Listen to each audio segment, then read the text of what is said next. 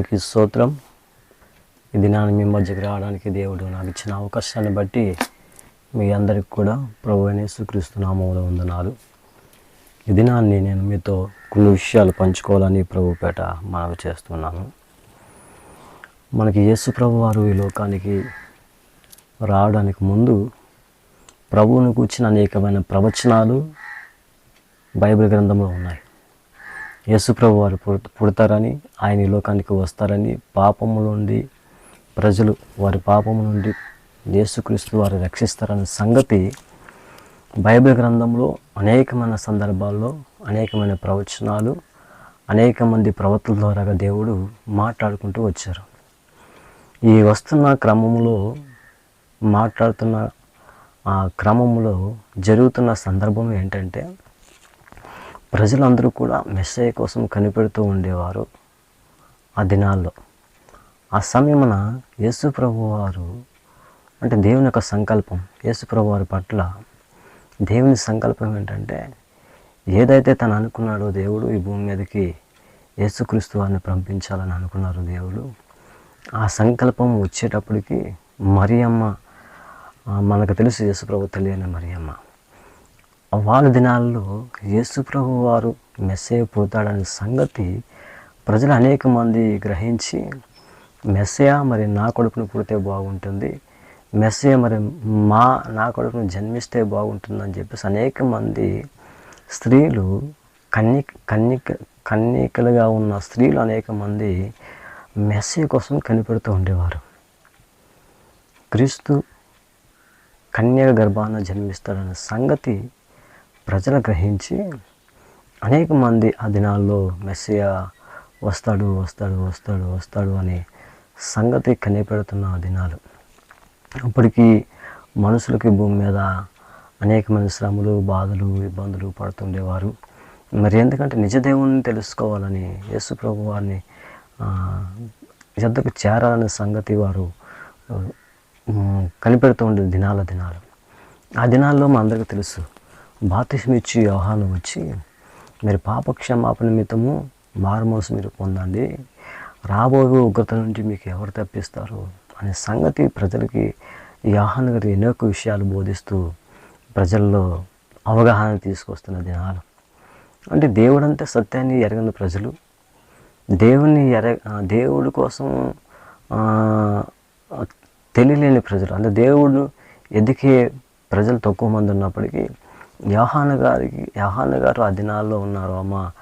గవర్నర్ని ఎదురిస్తూ మరి అనేక విషయాలు ఆ దినాల్లో మరి యోహాను గారు ప్రకటన చేస్తూ ఉండేవారు. యోహాను అప్పటికే చాలామంది ప్రవక్తని మరి దేవుని చేత ఏర్పాటు చేయబడ్డాడనే సంగతి ప్రజలు చాలామంది యోహాను గురించిన మంచి సాక్ష్యము ప్రజల్లో ఆ దినాల్లో ఉండేది. అయితే అప్పటికి యేసుక్రీస్తు వారు కన్యక గర్భాన్ని జన్మిస్తాడన్న సంగతి ప్రజల్లో కూడా అవగాహన చాలా ఎక్కువ వచ్చింది. అయితే యేసుక్రీస్తు కంటే ఒక 6 నెలలు పెద్ద యోహాను గారు, యేసుప్రభు యోహాను కంటే 6 నెలలు చిన్న మనకి ఎవరు కనిపిస్తారంటే యేసుప్రభు వారు చిన్న వ్యక్తిగా మనకు కనిపిస్తారు. అయితే ఈ యొక్క మరియమ్మ గారు తర్వాత మన యోహాను తల్లి గారు కలుసుకున్నప్పుడు శిశువులు గర్భములో సంతోషించారనే మాట బైబిల్లో మనకు కనిపిస్తుంది. అంటే మీకు నేను రిప్రజెంట్ చెప్పట్లేదు, కానీ కొన్ని విషయాలు మనకు తెలిసిన విషయాలు మళ్ళీ మనం గుర్తు చేసుకోవాలనే విషయాన్ని మీకు తెలియపరుస్తున్నాను. అయితే ఆ దినాల్లో అనేక మంది కనిపెడుతున్న సమయంలో ఈ మరియమ్మ కూడా యేసుక్రీస్తు వారిని విషయంలో కనిపెడుతూ ఉండేది, నిష్ఠగా బ్రతుకుతూ ఉండేది, దేవుని విషయంలో భయము భక్తి కలిగి తన జీవితాన్ని కాపాడుకుంటూ మరి ఎంతో పవిత్రంగా జీవిస్తూ ఉండేది ఈ మరియమ్మ కూడా. అలాంటి దినాల్లో ఈ మరియాను యేసేపునకు ప్రదానం చేయబడుతుంది. అంటే పెళ్లి సంబంధము మాటలయ్యాయి. మరి జోసేపు మరియమ్మను చేసుకుంటాడు అనే సంగతి దాన్ని ఏమంటారు, కన్ఫర్మ్ చేసుకున్నారన్నమాట. సంబంధం అయింది, పెళ్లి సంబంధం మాత్రం అయింది. ఎప్పుడైతే ఈ పెళ్లి సంబంధం అయిందో ఈ యేసుప్రభు యొక్క తండ్రి గారు జోసెఫ్ గారు మరియమ్మను చేసుకోబోతున్న ఆ తండ్రి గారు ఎవరైతే ఉన్నారో ఆయన బైబిల్లో ఉంది ఆయన కోసము నీతిమంతుడు, యథార్థవంతుడు, ఒకరిని అవమానపరచాలన్నా తనకి చాలా బాధేస్తూ ఉండేది. ఒకరిని కించపరిచి మాట్లాడాలన్నా తనకు బాధ కలిగేది. అలాంటి మంచి వ్యక్తి ఈ యొక్క మరియమ్మను చేసుకోవాలని ముందుకు వచ్చినప్పుడు సంబంధం అయితే అయ్యింది. కొన్ని దినాలు గడుస్తున్నాయి. ఆ గడుస్తున్న క్రమంలోనే జరిగిన సందర్భం ఏంటంటే, దేవుని దూత వచ్చి మరియమ్మ దగ్గరికి వచ్చి, మరియమ్మ నువ్వు భయపడక, శుభోదయము, సర్వోన్నతమైన దేవుని కుమారుడు నీ గర్భములో జన్మించబోతున్నాడు. ప్రజలందరూ పాపములైన మోయబోతున్నాడన్న సంగతి మరియమ్మకి ఎవరు తెలియపరిచారంటే దేవుని దూత తెలియపరిచింది. ఎప్పుడైతే ఈ లోక రక్షకుడు ప్రజలందరినీ విడిపించబోయే ఆ మహాప్రభు, ఆ గొప్ప దేవుడు మరియమ్మను కొడుకును పుడతాను అనగానే మరియమ్మకి భయం కలిగింది. మరియమ్మ ఆశ్చర్యపోయింది. దూతతో మాట అంటుంది, ఏమంటుందంటే, అయ్యా నేను పురుషుని ఎరగని దాన్ని కదా, ఇది ఎలా సాధ్యం అన్నప్పుడు దేవుడు దూత ఒక మంచి మాట చెప్తున్నాడు. దేవుని దూత మంచి మాట చెప్పడం జరుగుతుంది. పరిశుద్ధాత్మ దేవుడు నీ మీదకి వచ్చినప్పుడు అది దేవుని చిత్త ప్రకారమే పరిశుద్ధాత్మ ద్వారా నువ్వు గర్భం ధరిస్తావు. ఆ దేవుని యొక్క ఏర్పాటు, నీ గర్భాన్ని దేవుడు ఎన్నుకున్నాడు, నేను దేవుడు ఎన్నుకున్నాడు. ఆ ప్రభువును నువ్వు జన్మించడానికి, ప్రభువును కనడానికి, ఈ లోకంలో యేసుక్రీస్తు వారు పుట్టడానికి కేవలం నిన్ను మాత్రమే దేవుడు ఎన్నుకున్నాడు అన్న సంగతి మరియమ్మకి ఆ యొక్క దూత తేటగా తెలియపరిచినప్పుడు మరియమ్మ చాలా కంగారు అవుతూ ఉంటుంది.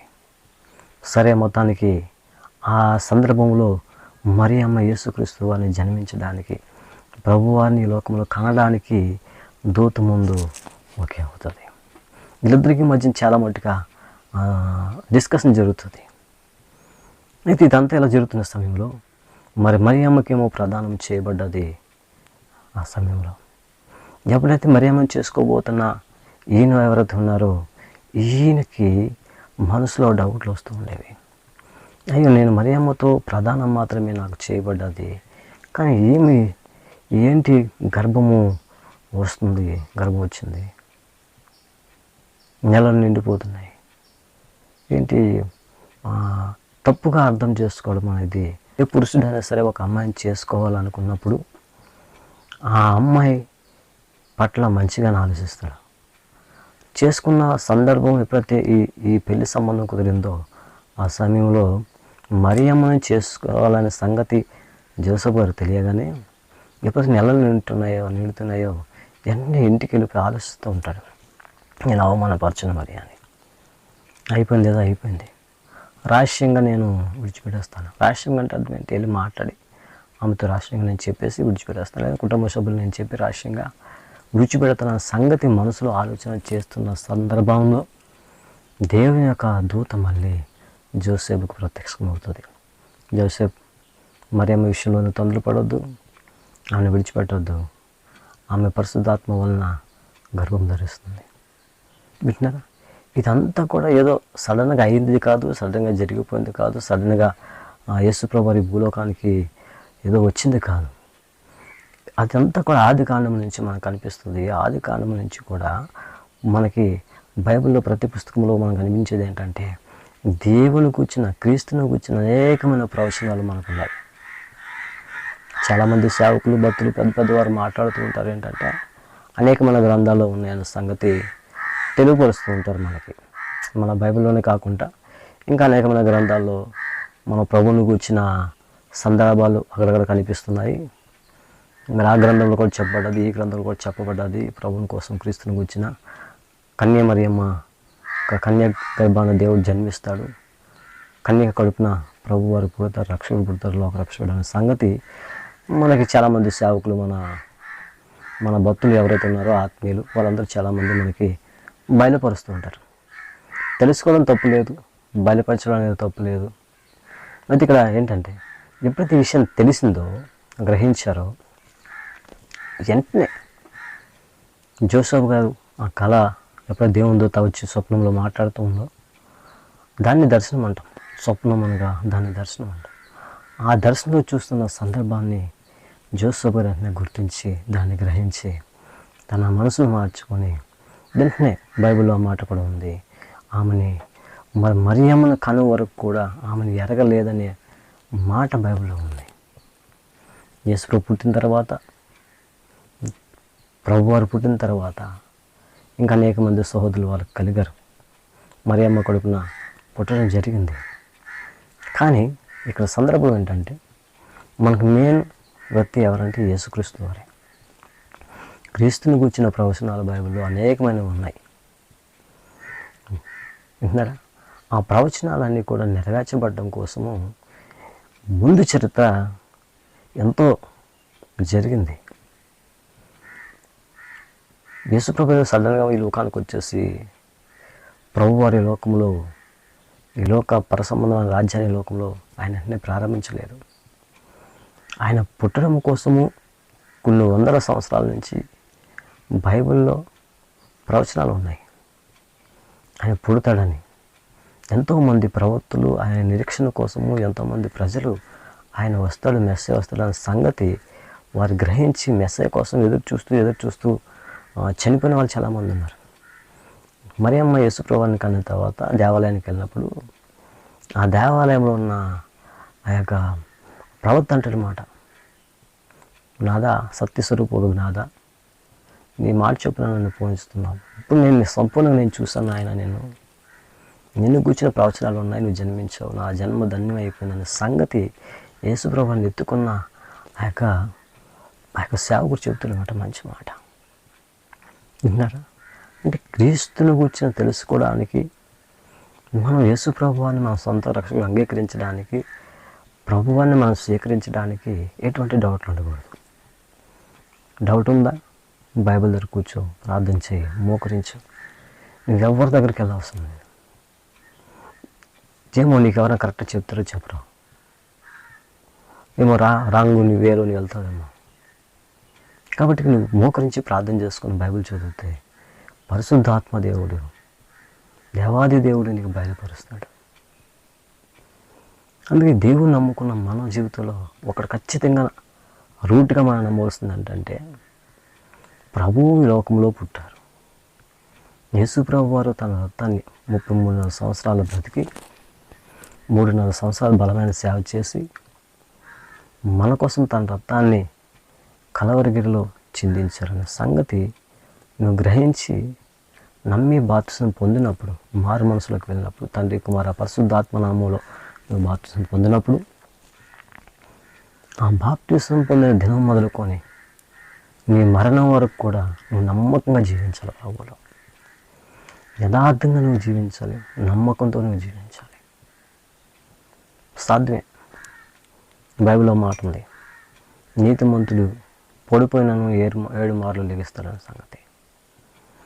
సాతాను కూడా ఏం చేస్తూ ఉంటాడంటే, మనం ఎక్కడైతే బలహీనంగా ఉన్నామో, ఎక్కడైతే మనం పడిపోతున్నామో దాన్ని ఎత్తి మనం చూపిస్తాడు. ఎంత భక్తులు లేరా భౌతిక నువ్వు చేసిన తప్పు అనే సంగతి ప్రజల ద్వారాగా ఉన్నాయండి, మన మనసులో ఉన్నాయండి, మనకి ఎత్తి చూపిస్తూ ఉంటాడు.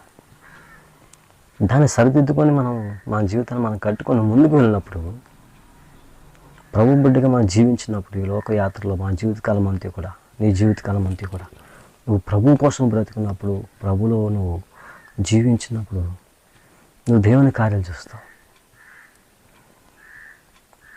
యేసు ప్రభువాన్ని నమ్ముకోవడం గొప్పతనం కాదు, కానీ ప్రభువు కోసం జీవితాంతకాలము బ్రతకడము గొప్పతనం. దేవుని నువ్వు నమ్మడం గొప్పతనము కాదు, కానీ దేవునికి మన మీద నమ్మకం ఉండేది అనేది గొప్పతనం. విన్నారా? నేను మిమ్మల్ని నమ్మడం గొప్పతనం కాదు, మీకు నా మీద నమ్మకం కలగడం గొప్పతనం. విన్నారా?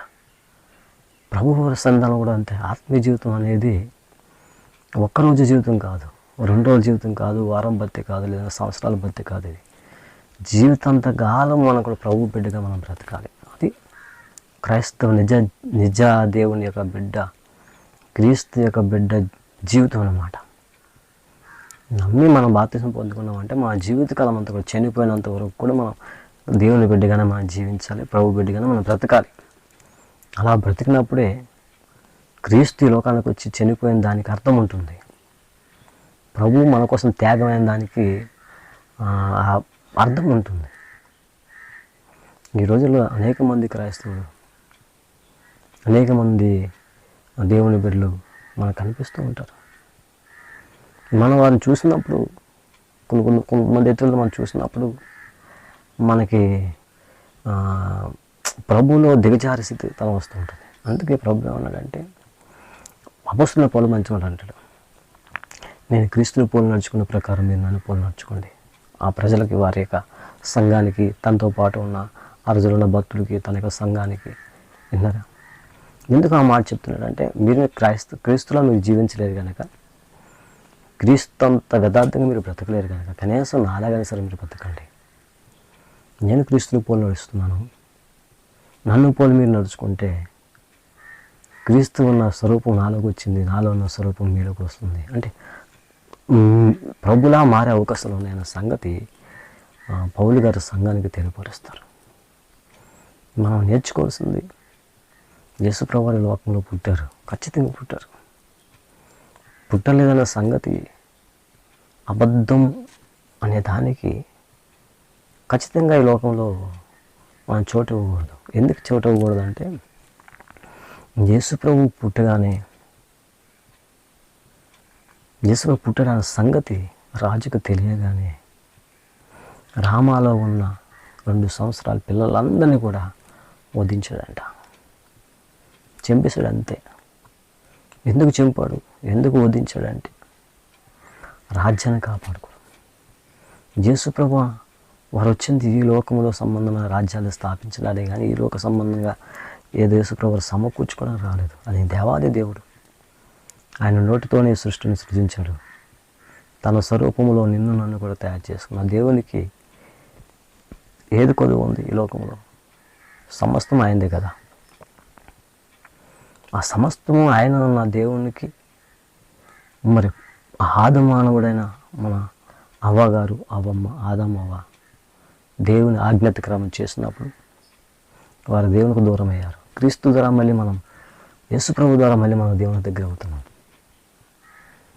క్రీస్తు ద్వారా మాత్రమే, యేసుప్రభు వారి ద్వారా మాత్రమే, తండ్రి కుమార పరిశుద్ధాత్మ ద్వారా మనం ఆయన్ని స్వీకరించి నమ్మి బాప్తిజం పొందినప్పుడు మాత్రమే ప్రభువుకు మన దగ్గర అవుతాం. ఎప్పుడైతే మనం ప్రభువుకు దగ్గర అవుతూ ఉంటాము, అప్పుడే మన ఆత్మజీవితం బాగుంటుంది. మీకు అర్థమయ్యే రీతిలో మాట చెప్తాను. రోడ్డు పక్కన ఒక మామిడి చెట్టు ఉందనుకోండి, మంచి మామిడికాయ కాస్తూ ఉంది. అప్పుడు రోడ్డు మీద ఎంతోమంది నడుస్తాం, కొన్ని వందల మంది నడుస్తూ ఉంటారు. కొన్ని వందల మందిలో కొద్దిమంది ఏం చేస్తారంటే రాయలు వేస్తూ ఉంటారు. ఎందుకు రాయలు వేస్తారు? ఆ చెట్టుకి పళ్ళు ఉన్నాయి కనుక. కొంతమంది వింటున్నారా, రాయలు వేస్తారు. అంటే నేను మీకు చెప్పేది ఏంటారు అర్థమై, మీకు దేనికోసం చెప్తున్నా అంటే మీకు అర్థం అవ్వాలని. మన ఆత్మీయ స్థితిలో మనం ఉన్నప్పుడు ఎన్నో సమస్యలు, శోధనలు, కష్టాలు, బాధలు, ఇరుకులు, ఇబ్బందులు మన ఆత్మీయ జీవితంలో మనకు వస్తున్నప్పుడు ప్రభువులో మనం ఎదిరించి బ్రతకాలి, నిలబడి మనం బ్రతకాలి. క్రీస్తులో మనం నిలబడి అది కష్టమైన నష్టమైన ప్రభు కోసం మనం బ్రతికినప్పుడు ప్రభు గొప్ప విజయాన్ని మనకి ఇస్తాడు అన్నమాట. నిజమే, 2000 సంవత్సరాల క్రితం యేసు ప్రభు వారు ఈ లోకానికి వచ్చి నీకోసం నా కోసం కూడా కలవరిగిరిలో ఆయన ప్రాణం పెట్టకపోయి ఉంటే ఈ రోజున నీ జీవితం నా జీవితం ఎలాగుందో ఆలోచించండి. నేను మాట్లాడుతున్న క్రైస్తవుల కోసం మాత్రమే. నేను ఈ వీడియోలో మీకు తెలియపరుస్తుంది ఓన్లీ క్రైస్తవులకు మాత్రమే నేను తెలియపరుస్తున్నాను. నిజంగా ప్రభువారే కనుక ఈ లోకానికి రాకపోయి ఉంటే మన పరిస్థితి ఎలా ఉండేది? కొన్ని లక్షల మంది, కొన్ని కోట్ల మంది పరిస్థితి ఎలా ఉండవలసింది? ఎంతమంది దొంగలు, ఎంతమంది రౌడీలు, ఎంతమంది ఘోరమైన వ్యాధి గలవారు.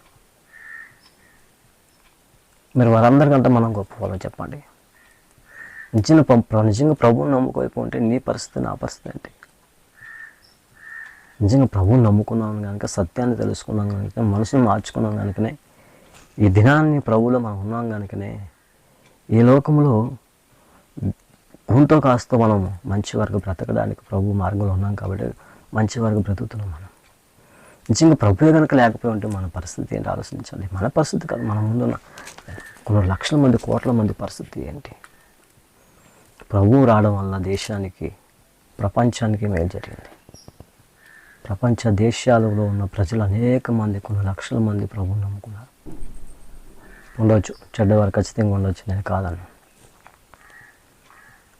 మనము ఒక పంట వేస్తాం, పొలం వేసినప్పుడు అన్నీ కూడా మంచి చెట్లు వస్తాయా?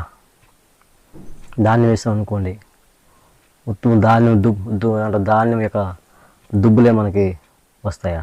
పక్కన ఎన్నో రకరకాలు కలుపు మొక్కలు వస్తూ ఉంటాయి. అలాగే మన క్రైస్తవ సమాజంలో, మన సంఘాల్లో, మన చర్చిల్లో, మన గృహాల్లో, మన స్నేహితులు ఉన్న మన రిలేషన్లో అనేక మంది క్రైస్తవులు కూడా కొంతమంది దేవునికి విరోధంగా ఉంటారు. అది ఉన్నప్పటికీ మన వరకు మాత్రం ప్రభువు కోసం నమ్మకం జీవించాలి. చూడండి, ఒక మాట మీరు మనం గుర్తుంచుకోవాల్సింది ఒకటి, మనం పుట్టక ముందే ప్రభువారు మన కోసం తన ప్రాణాన్ని కలవరిగిరిలో అర్పించారు. నేను భిన్నంగా ఉన్నప్పుడే, నేను రూపొందింపబడక మునిపే, నేను ఈ లోకములు పుట్టక మునిపే, నా తల్లి గర్భంలో నేను పడక మునిపే దేవుడు నన్ను నా పట్ల ఒక సంకల్పం కలిగి నా కోసం తన ప్రాణాన్ని అర్పించి ఈ దినాన్ని మీ ముందున నిలబెట్టాడు. నీ పట్ల కూడా దేవునికి ఒక సంకల్పం ఉంది. ఆ సంకల్పాన్ని నువ్వు గుర్తించినప్పుడు ఖచ్చితంగా దేవుళ్ళు నువ్వు యథార్థమని ఎత్తుకుంటావు, బలమని ఎత్తుకుంటావు. మరి నేను సాధారణంగా ఎప్పుడు వీడియో మధ్యకి రాను. ఎందుకో దేవుడి దినాన్ని మేము మధ్యకి తీసుకురావడం జరిగింది.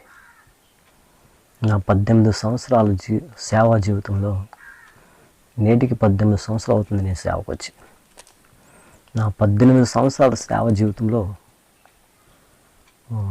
ఎంతోమందిని చూస్తుంటాను, కొన్ని వందల మందిని, రకరకాల ప్రజలు, రకరకాల మనసులు. ఇవన్నీ వచ్చినప్పుడు కూడా నేటికి నేను ప్రభువులో ఉన్నాను. కారణం ఏంటంటే నేను చేసుకున్న ఆత్మీయ స్థితి, నేను దేవుని అర్థం చేసుకున్న స్థితి. వింటున్నారా? మనం ప్రభువుని సరిగా అర్థం చేసుకుంటే మన ఆత్మీయ స్థితిని మనం కట్టుకోగలుగుతాం. ప్రార్థన ద్వారాగా, వాక్యం ద్వారాగా, ఇలా అనేక మంది ఇస్తున్న మెసేజ్ల ద్వారాగా, దేవుని వాక్యాన్ని మనం చదువుతున్నప్పుడు, వింటున్నప్పుడు, దేవుడు మనకు నేర్పిస్తున్న ఆత్మీయ జీవితాన్ని బట్టి, మనం కట్టుకుంటున్న సమర్పణ బట్టి, తీసుకున్న సమర్పణ బట్టి, మనం తీసుకున్న నిర్ణయాన్ని బట్టి దేవుడు మా జీవితాలు స్టాండర్డ్ చేస్తాడు. యేసు ప్రభువారు కన్యక మరియ గర్భాన్ని జన్మించాడు, మరియమ్మ గర్భాన్ని జన్మించాడు.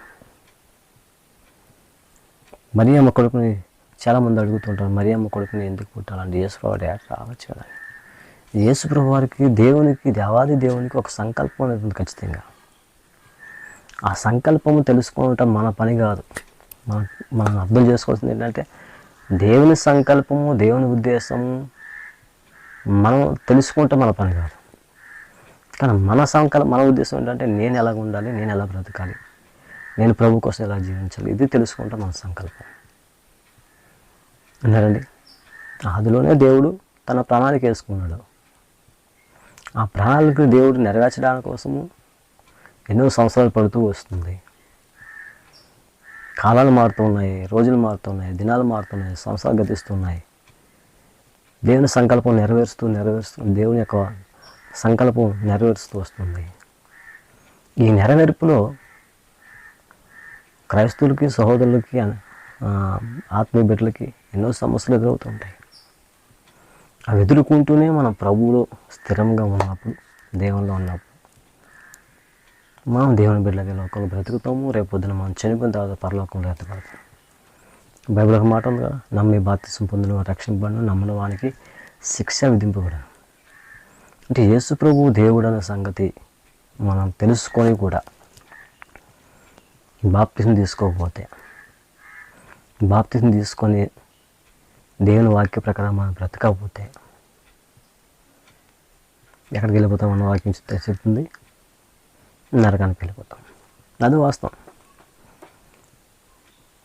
నమ్మి బాప్తిసం పొందిన వాడు రక్షింపబడతారు. నమ్మి ఎవరైతే యేసు ప్రభువు నా కోసం వచ్చాడో, నా పాపాల కోసం, నా కోసం తన 33 సంవత్సరాలు బ్రతికి లోకంలో నా కోసం తన రక్తాన్ని చిందించాడు యేసు ప్రభువారు, నా కోసం తన ప్రాణాన్ని పెట్టాడు, నా కోసం మళ్ళీ తిరిగి రాబోతున్న సంగతి ఇప్పుడు ఏ వ్యక్తి అయితే గ్రహిస్తాడో, బాప్తిసం పొందుకొని నమ్మకంగా జీవిస్తాడో, ఆ వ్యక్తి ఖచ్చితంగా పరలోక రాజ్యంలో ఉంటారు.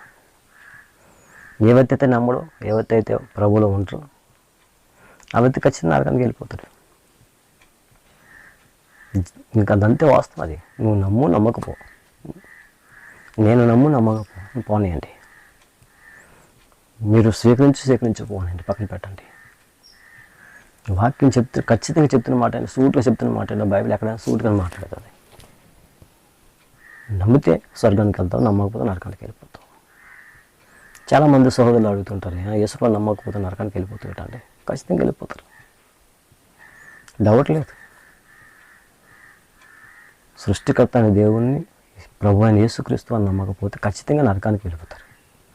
అందుకే మన కుటుంబాలు చాలా జాగ్రత్త. దేవుని బిడ్డలుగా పిలువబడుతున్న నీ కుటుంబంలో ఉన్న వ్యక్తులను మాత్రం ఖచ్చితంగా మారుమనసులో తీసుకురావాలి. వారి నమ్మి బాప్తిసం పొందాలి, ప్రభు కోసం వారు బ్రతకాలి. బ్రతకపోతే కనుక ఖచ్చితంగా నరకానికి వెళ్ళిపోతారు. వారు ఖచ్చితంగా వెళ్ళిపోతారు. ఎంతోమంది నా జీవితంలో ఎంతోమంది నేను స్వార్థ చెప్పినప్పుడు మాట వినరు. అంటే వారికున్న స్థితిని బట్టి వారు మాట వినరు. వారి మనస్తత్వాన్ని బట్టి, రకరకాల మనస్తత్వాలు కదండి ఈ లోకంలో ప్రజలకి. మాట వినరు, వాక్యం తీసుకోరు. చెప్తాను, ఇంటికి వస్తాను, కన్నీళ్ళు కచ్చి ప్రార్థన చేస్తాను, ప్రభా మీరు దర్శించండి ఆ వ్యక్తులని. చెప్పే బాధ్యత మంది. వింటారా వినకపోతారా వాళ్ళ ఇష్టం. మనసు మారదా వాళ్ళ ఇష్టం. మారిందా దేవుడి కార్యం చేస్తారు. మార్చుకోపోతే, వాక్యానికి లోబడకపోతే దేవుడి కార్యాలు చూడలేం. వాక్యం చెప్తున్నా నేనైనా సరే, వాక్యం వింటున్నా మీరైనా సరే, దేవుని మాటకు లోబడకపోతే కనుక, వాక్యానికి లోబడకపోతే కనుక దేవుని కార్యాలు మనం చూడలేం.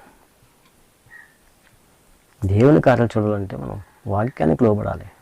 దేవుని మాటకు లోబడి ప్రభువులో మనం ఉన్నప్పుడు, దేవునిలో మనం ఉన్నప్పుడు దేవుని కార్యాలు మనం చూడగలుగుతాం.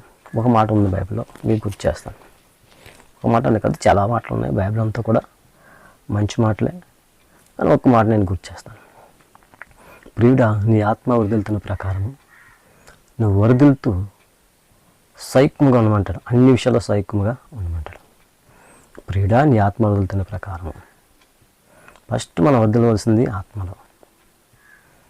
ఆత్మలో ఎప్పుడైతే మనం వదులుతూ ఉంటామో ఆ వ్యక్తికి ఇంకా ఏమంటారు దాన్ని, దేవునికి ఇష్టం లేని కార్యాలు వదిలేడు. ఆత్మ సంబంధమైన విషయాలు ఆలోచిస్తారు, ఆత్మ సంబంధంగానే ఉంటారు, ఆత్మ సంబంధంగానే బ్రతుకుతారు. వాళ్ళ బిడ్డలని, కుటుంబాలు ఆత్మ సంబంధంగానే పెంచుకుంటారు. ప్రభువు చెప్తున్న మాటలు అలా ఉన్నాయి బైబిల్. ఇంకా ఏం చెప్తుంది బైబిల్, నీ ముందు ఉంచబడిన ఈ ఆత్మీయ పోరాటంలో, పరుగు పందుములో ఓపుకుతో పరిగెట్టాలి. ఓపుగా ఉండాలి, సహనం మళ్ళా ఉండాలి. ఓర్పు సహనం మళ్ళా ఉండి పరిగెత్తాలి. ఈ లోక సంబంధమైన పరుగు పందాలు మనకు తెలుసు. ఆ పరుగు పందాలు పాల్గొంటున్న వ్యక్తి ఎన్నో నెలలు, ఎన్నో రోజులు ప్రాక్టీస్ చేస్తూ ఆ పరుగు పందానికి సిద్ధపడి ముందుకు వెళ్తాడు. వెళ్ళినప్పుడు అందరికంటే ముందు నేను వెళ్ళాలి, మంచిగా పరిగెత్తాలి, నీట్గా వెళ్ళాలి, వేగంతో వెళ్ళాలనే సంగతి ఆ వ్యక్తి గ్రహించి వెళ్తాడు, తెలుసుకుని వెళ్తాడు అనమాట. ఆత్మ సంబంధమైన జీవితం కూడా అలాగే. విశ్వాసంలో, ప్రార్థనలో, ఆత్మీయతలో మంచిగా ఉంటూ, వాక్యంలో మంచిగా ఉంటూ, నువ్వు దేవుల్లో ఎదిగితే వరదలుతూ నీ ఆత్మ సంబంధమైన ఈ పోరాటాన్ని నువ్వు పోరాడుతూ నువ్వు ముందుకు వెళ్ళినప్పుడు దేవుని కార్యాలు చూడగలుగుతావు. గురి యొద్దకు నువ్వు పరిగెత్తావు. గురి యొద్దకు వెళ్ళాలంటే ఓర్పు, సహనం చాలా అవసరం. విన్నారా? కాబట్టి నా ప్రియ ఆత్మీయ సహోదరులని మీ అందరికీ వందనాలు. ఏమో దేవుడి అనుకున్న మాటలు మీకు చెప్పాలని, మీతో మాట్లాడాలని దేవుడు నాకు తీసుకొచ్చుకున్నారు కనుక నేను చెబుతున్న విషయం ఏంటంటే, మీ ఆత్మీయ జీవితంలో ఎన్నడూ కూడా దేవుని గురించిన విషయాలు లోటు లేకుండా చూసుకోండి. ప్రతిదినం జీవిస్తున్న మీ జీవితంలో ఎన్నో విషయాలు జరుగుతుంటాయి. ఎంతోమంది ఎదుగుతుంటారు. ఎన్నో విషయాలు మీకు కనిపిస్తూ ఉంటాయి. బైబిల్ మాట చెప్తుంది కదా, మొదటి స్థితిని ఎప్పుడు కూడా మనం కోల్పోకూడదు. మనకు మొదట ఉన్న ఆత్మీయస్థితిని ఎప్పుడు మనం కాపాడుకుంటూ మనం ముందుకు వెళ్ళినప్పుడు దేవుని కార్యాలు మనం చూడగలుగుతాం. విశ్వాస జీవితంలో, ఆత్మీయ జీవితంలో ఉన్నతమైన స్థలం మనం వెళ్ళగలుగుతాం. అలా మనం వెళ్ళాలంటే ఖచ్చితంగా మనకున్న మొదటి స్థితిని మాత్రం ఖచ్చితంగా మనం కాపాడుకోవాలి.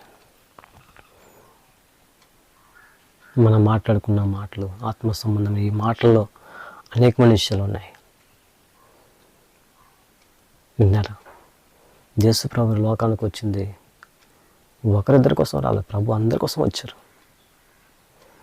అనేకమైన ప్రజలు లోకంలో ఉన్నారు. అది ఎవరైతే ప్రభువుని నమ్ముతారో వారికి మాత్రమే మారు మనసు, వారికి మాత్రమే రక్షణ, వారికి మాత్రమే ప్రభువుని గురించి తెలుస్తుంది. నువ్వు నమ్మి ప్రభువులోకి వస్తే ప్రభు ఏంటో నీకు తెలుస్తుంది. నమ్మకుండా ఉండి దేవుని కోసం మాట్లాడినా ప్రభు కోసం తెలియదు. అలాంటి వ్యక్తులకి ప్రభువులకు ఉన్న వారికి మాత్రమే ప్రభు కోసం తెలుస్తుంది. చాలామంది ఏమంటారంటే నాతో కూడా మాట్లాడుతూ ఉంటారు, పాస్టర్ ఎలా ఉంది కదా వాక్యంలో, ఇక్కడ ఎలా ఉంది కదా పాస్టర్, అక్కడ ఎలా ఉంది కదా పాస్టర్, తెలుగుపరచండి పాస్టర్ అంటారు. అవును, తెలుగుపరచవచ్చు. ఏ వ్యక్తులకి మనం తెలుగుపరచాలి? ఆ వాక్యాన్ని ఆత్మీయంగా తీసుకున్న బిడ్డలకు మాత్రమే మనం తెలుగుపరచాలి. వాక్యాన్ని అక్షర రూపంలో తీసుకున్న వ్యక్తులకి మనం ఎంత చెప్పినా అర్థం కాదు. ఇది మాత్రం ప్రతి క్రైస్తవుడు గుర్తుంచుకోవాలి. మరోసారి రిపీట్ చేస్తున్నాను, వాక్యాన్ని ఆత్మీయంగా తీసుకున్న వారికి మాత్రమే మనం చెప్పినప్పుడు ఆ వ్యక్తికి అర్థమవుతుంది. వాక్యాన్ని అక్షర రూపంలో తీసుకున్న వ్యక్తులకి నువ్వు ఎంత సత్యం చెప్పినా ఆ వ్యక్తులు దేవుణ్ణి చూడరు, నిన్ను కూడా గ్రహించరు, నిన్ను కూడా అర్థం చేసుకోరు. మీకు అర్థమవుతుందండి? మనం గౌరవించవచ్చు, మనకు మర్యాద ఇవ్వచ్చు, అన్నీ పక్కన పెట్టండి. వాక్యాన్ని అక్షర రూపంలో చూసే వ్యక్తులకు దేవుడు అన్నది కూడా అర్థం కావడం. యేసుప్రభు లోకానికి వచ్చిన తర్వాత మనం ప్రభు కోసం మాట్లాడుకున్నాం కాబట్టి, యేసుప్రభు లోకానికి వచ్చిన తర్వాత ప్రభువాన్ని సిలువేస్తున్న సమయంలో అనేక మంది పురుషులు ఉన్నారు, అనేక మంది స్త్రీలు కూడా ఉన్నారు. మనం బైబిల్ సందర్భాన్ని చదువుకుంటూ వెళ్తున్న సందర్భాల్లో, ప్రభు సువార్త ప్రకటిస్తున్న దినాల్లో ఎంతోమంది పురుషులు ప్రభు దగ్గరికి వచ్చారు, ఎంతోమంది స్త్రీలు దేవుని వాక్యాన్ని వినేవారు. మరి యేసు ప్రభు వారు సిలువలో చనిపోతున్న సంగతి ప్రభు ముందుగానే తెలియపరిచాడు కదా అనేక సందర్భాల్లో. దేవుడు ముందే మాట్లాడాడు కదా అనేకమైన సందర్భాల్లో. ఏమన్నాడు ఆయన? నీకోసం నా ప్రాణాలు పెడతా, నేను చంపేస్తారు 3 రోజుల్లో, మళ్ళీ నేను తిరిగి లేస్తాను, నేను సిలువేసేస్తాను అనే సంగతి దేవుడు ముందుగానే తెలియపరిచాడు. ఆ సత్యాన్ని వాళ్ళు గ్రహించలేకపోయారు. గుర్తుంచుకోండి, ప్రభు చెప్పడం చెప్పాడు, వాక్యాన్ని బోధించాడు, ఆత్మీయ విషయాలు బోధించాడు. ఆ వాక్యాన్ని వరకు అనేక మంది అక్షర రూపంలో తీసుకున్నారు, అనేక మంది సింపుల్గా తీసుకున్నారు తప్ప ఎవరైతే సత్యాన్ని గ్రహించి ఆత్మీయంగా తీసుకున్నారో వారందరూ కూడా మరి నేటి క్రైస్తవ సమాజం నిలబడడానికి కారణం ఎవరంటే, ఎవరైతే ఆత్మీయంగా తీసుకున్నారో వారందరూ సువార్త ప్రకటించడం బట్టి, వారందరూ దేవుని కోసం బ్రతకడం బట్టి ఈ దినాన్ని క్రైస్తవులు దేవుని బిడ్డలు మనం ఉన్నాం ఉన్నారండి. కానీ అనేక మంది, కొన్ని వేల మంది ప్రభు వారిని స్వీకరించలేకపోయారు. సిలువేసిన తర్వాత కూడా అనేక మంది ఆయన వైపు తిరగలేకపోయారు. విన్నారా? పాత నిబంధన గ్రంథాలు, ఆదికాండం, నిర్గమకాండం, లేవియా, సంఖ్య, ద్వితీయోపదేశకాండం 5 గ్రంథాలని చదువుతున్న అనేక మంది ఆ రోజుల్లో వాక్యాన్ని, బైబిల్ పండితులు చెప్పాలంటే ఏ వాక్యం ఎక్కడ ఉందో, ఏ పొల్లు ఎక్కడ ఉందో, ఏ అక్షరం ఎక్కడ ఉందో చెప్పగలిగే టాలెంట్ ఉన్న ప్రజలు, చెప్పగలిగే జ్ఞానం ఉన్న ప్రజలు యేసుప్రభువుని గుర్తించలేకపోయారు.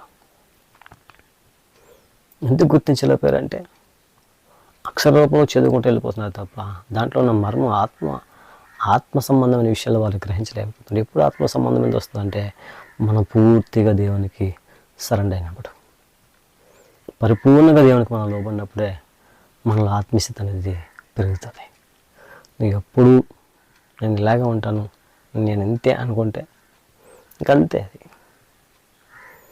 దేవుని ముందు పూర్తిగా లోబడినప్పుడు, దేవునికి నువ్వు విధేయత చూపించినప్పుడు నీకు రెండో వ్యక్తి నీకు బోధించే అవసరం లేదు, దేవుడే నీకు బోధిస్తాడు. బైబిల్ చదివినప్పుడు, ప్రార్థన చేసుకున్నప్పుడు యేసుక్రీస్తు వారే నీకు బోధిస్తాడు, పరిశుద్ధాత్మదేవుడు నీకు బోధిస్తాడు. ఇంకా రెండో వ్యక్తి వచ్చి నీకు ఇక్కడ ఎలా ఉంది నాయన, అక్కడ ఎలా ఉంది నాయన చెప్పవసరం లేదు. నువ్వు దేవుని ముందు మోకరించి ప్రార్థన చేసుకొని మోకరించి బైబిల్ చదివితే చాలు. దేవుని మాటకు నువ్వు లోబడి కన్నీళ్ళు కార్చి ప్రార్థన చేస్తే చాలు. దేవుడే నీకు అనేక విషయాలు నేర్పిస్తాడు. యేసు ప్రభువుని నమ్ము నీవు నేను కూడా చాలా జాగ్రత్తగా ఉండాలి. ఈ లోకంలో ఈ మన బతి అనేది 2 రోజుల బతి కాదు కదా, జీవితకాలం. దేవుని నమ్ముకోవడం అంటే అది జీవితకాలం దేవుని నమ్మాలి మనం. విన్నారా? సీజనల్ బతి అంటారు. సీజనల్ బతి అంటే మీకు తెలుసు కదా, అర్థమవుతుంది మీ అందరికీ. సీజనల్ బత్తి ఎందుకంటే చేసి వచ్చిన వాళ్ళు కాబట్టి మనకు తెలిసే విషయాలు, దాంట్లోకి మనం వెళ్ళొద్దాం. యేసుక్రీస్తు యొక్క బత్తి ఏంటంటే ఆత్మ సంబంధమైన బత్తి. నమ్మి బాప్తిసం పొంది మారు మనసు పొందుకోవడం అంటే అర్థం ఏంటంటే పూర్తిగా జీవితాంతకాలం ఈ దినం మొదలుకొని ప్రభు కోసం నేను బ్రతుకుతాను, ప్రభు కోసం నేను జీవిస్తాను, ప్రభువులోనే ఉంటానన్న సంగతి తీర్మానం తీసుకుని బ్రతకడమే ఆత్మ సంబంధమైన జీవితం. మరియమ్మ అలా బ్రతికింది. ప్రభు దూత ఎప్పుడో చెప్పిందో మరియమ్మ తీసుకున్న నిర్ణయం చాలా ఉన్నతమైనది. ఆలోచించండి, సింపుల్గా ఆలోచించండి. మామూలుగా ఒక స్త్రీ ప్రదానం చేయబడ్డది. ప్రదానం చేయబడిన తర్వాత గర్భం ధరించింది. మరియమ్మకి ఎన్నో అవమానాలు వచ్చి ఉంటాయి, ఎన్ని నిందలు ఆమె భరించి ఉంటుంది. ఇంటి వాళ్ళతో కానీ బయట వాళ్ళతో కానీ ఒక భర్త తప్ప తను అర్థం చేసుకునేవారు ఎవరు లేరు. మరియమ్మకి ఒక భర్త తప్ప మరియమ్మను అర్థం చేసుకున్న వ్యక్తులు ఎవరు ఉంటుంటారు బహుశా నాకు తెలిసి. ఎందుకు మరియమ్మ స్థితి అలాంటిది. కన్యగా గర్భం ధరించడం అంటే ఆ సమస్య చెప్పండి. గర్భం ధరించి పబ్లిక్ తిరగడం అంటే ఆ సమస్య. కానీ ప్రభువును కనడం కోసం యేసుక్రీస్తు వారిని ఈ లోకంలో రావడం అంటుంది, ఈ లోకానికి తీసుకురావడం కోసం మరియమ్మ తీసుకున్న తీర్మానం చాలా గొప్పది. నాకు వద్దు, నేను చేయలేను అనలేదు మరియమ్మ. ఒకటే మాట అన్నదూతు, ఇది ఎలా సాధ్యం నాయన? అసలు సాధ్యమేనా? మరి మనుషులకు అసాధ్యం కదా, ఎలా సాధ్యం పడుతుంది అన్నప్పుడు అది దేవుని వల్ల మాత్రమే కలిగిందన్న సంగతి మరియమ్మకి దేవుని దూత చెప్పడం జరిగింది. అది దేవునికి సాధ్యం. ఇది ఎలా జరిగింది పాస్టర్ అంటే అది నీకు నాకు అసాధ్యం, దేవునికి అది సాధ్యం. దేవునికి సమస్తము కూడా దేవునికి సాధ్యం. అసాధ్యమైన దేవునికి ఏది లేదు. ఆయన ఎలాగైనా చేయగలడు, అది ఆయన ఇష్టం. మన బాధ్యత ఏంటంటే ప్రభువుని నమ్మడం, మారుమనసులోకి వెళ్ళడం, ఆ విషయాన్ని నమ్మి మనం విశ్వాసంలో బ్రతకడం. విన్నారండి ఎంత తీర్మానం తీసుకుంటుంది కదా. ఆ జనాభా లెక్కల కోసం వారు వస్తున్నప్పుడు వారు పడుతున్న బాధలు సింపుల్గా మనకు రాయబడదు బైబిల్లో, కానీ వారు ఎంత బాధపడి ఉంటారు. స్థలము లేదంటే అక్కడ ఎవరు కూడా కనీసం రండి అమ్మో గర్భిణీ స్త్రీ కదా మా ఇంట్లో ఉండండి అని వారు ఎవరు కూడా స్థలం కూడా ఇవ్వడానికి ముందుకు రాలేదంటే అది ప్రభు యొక్క సంకల్పం, అది దేవునికి ఏర్పాటు. అది చాలామంది అడుగుతారు, యేసుప్రభు పసులు పాకలు ఎందుకు పుట్టారు, అక్కడ ఎందుకు జన్మించారండి, పెద్ద పెద్ద బిల్డింగ్లో పుట్టవచ్చు కదా, ఉన్నతమైన స్థాయిలో పుట్టవచ్చు కదా. అది దేవుని యొక్క సంకల్పం. నిజంగా ఉన్నతమైన స్థాయిలో పుట్టుంటే, మాట వరుసకి ఉన్నతమైన స్థాయిలో పుట్టుంటే సామాన్యులు వెళ్ళవలసిందా? సామాన్యులకి కనీసం అవకాశం ఉండవలసిందా? గొర్రెల కాపర్లు విన్నారా? దేవుని స్వరం విని, ఆ దూత యొక్క స్వరం విని ఎక్కడి నుంచో నడుచుకుంటూ వచ్చారు. తూర్పు దేశపు జ్ఞానాలను బైబిల్లో ఉంది.